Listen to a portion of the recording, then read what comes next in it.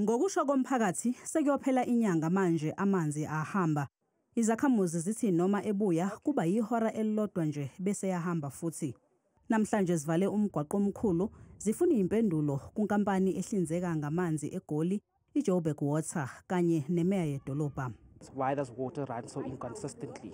First it works and then the next day it's off for about 1-2 hours of the day. So it's inconsistent water. The funny part about the water issue is that it can come on for a few hours and off again. Where is the problem? Is it taps being closed? Is it reservoirs? Is it what? We need Joburg Water out to answer our questions. Ikhansela lendawo belikhona nalo kulombhikisho lizokweseka abahlali.